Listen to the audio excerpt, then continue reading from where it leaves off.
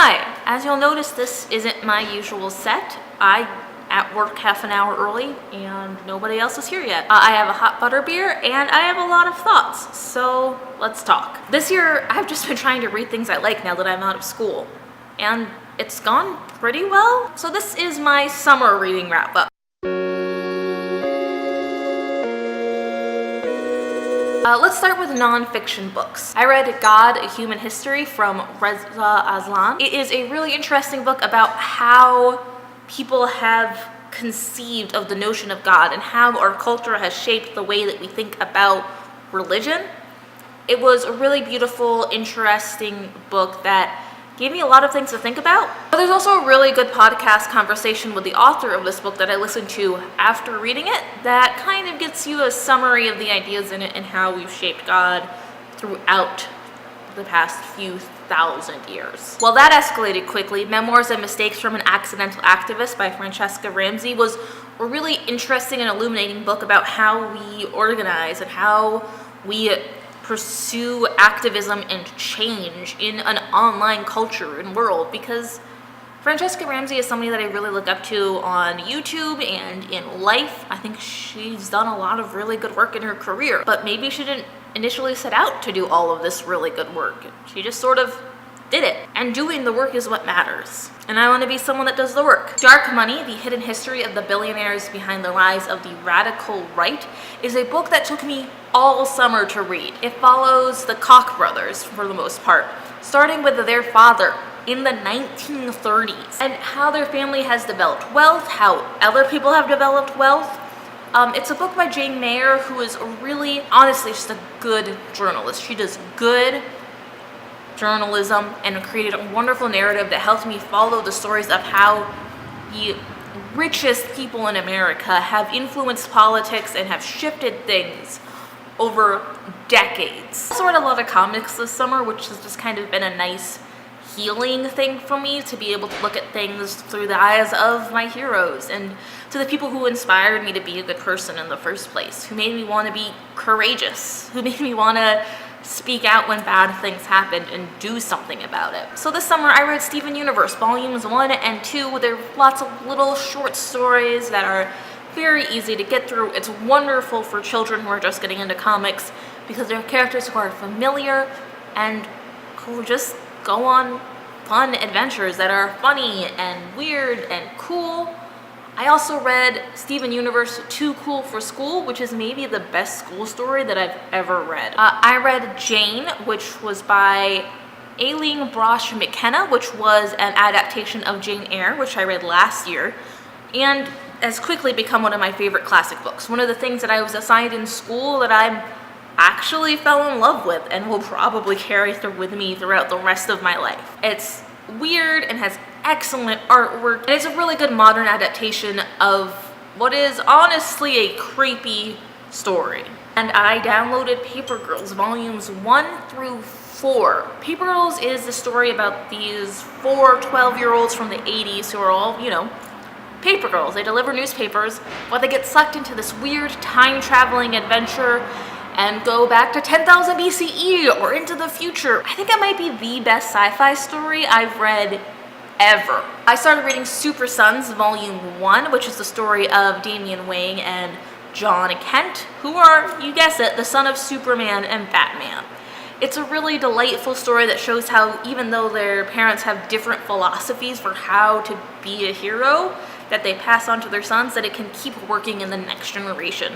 And also how much our parents influence us and influence our relationships with other people without us ever thinking about it. I read We Are Robin volume number 1, which is the story of a bunch of teenagers in Gotham who emulate Robin and who try to work together to solve the problems of Gotham City. I read all of Civil War II, which is a book that I've seen glimpses of from reading Ms. Marvel and Miles Morales, who are my favorite characters. It was a really good story and offered a lot of perspective to the world that I had kind of missed out on from only reading these 2 storylines, and I'm really glad that my library had it. And finally, I read Spider-Gwen Volume 1, which was this amazing story where Gwen Stacy is Spider-Woman.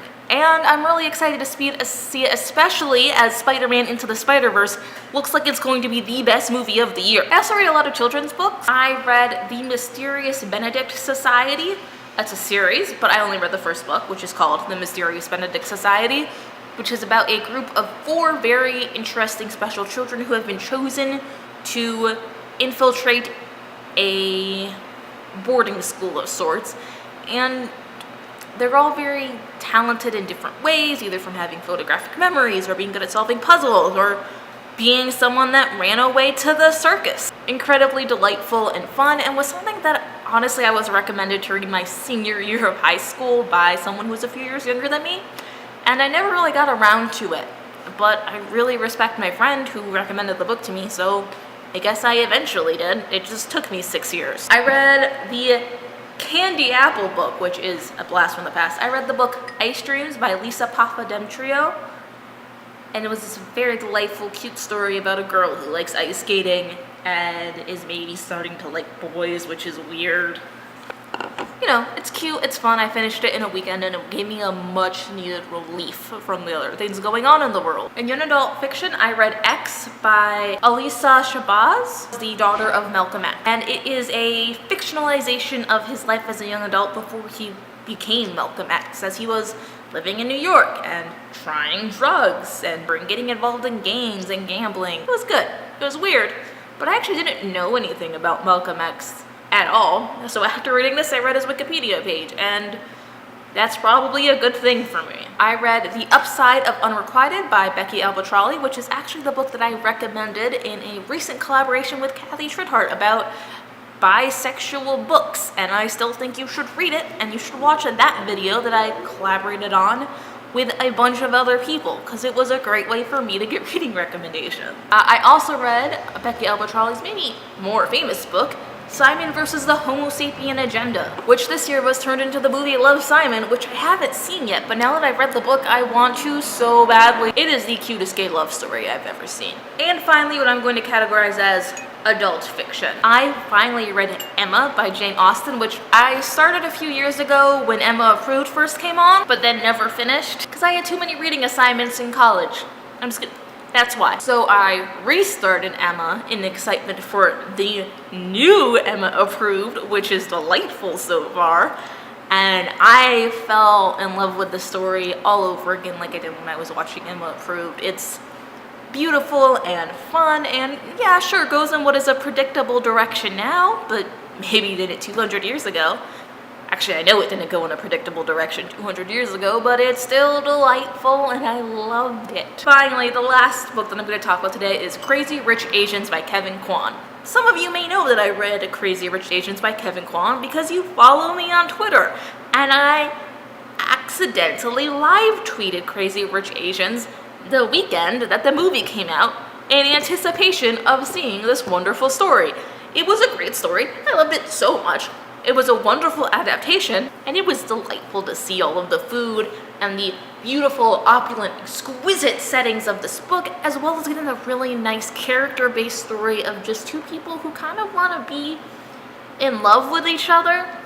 And the book offers so much more richness of the minor characters that you saw in the movie, and I would absolutely recommend that you read it. I would absolutely recommend that everybody reads it. Crazy Rich Asians is a great book. I'm reclaiming my identity as a reader. As of right now, I have read 60 books in 2018, and I've really enjoyed them. I've had a lot of fun, and I've learned a lot of things, and I think that it's also made me a better person. Please tell me what you've been reading lately. I would love to hear about your stories. I'm going to be in the comments as much as I can. And also, I could use the book recommendations. If you want to see more from me, you can subscribe, watch another video of mine, or support me on Patreon. And hey, I love you.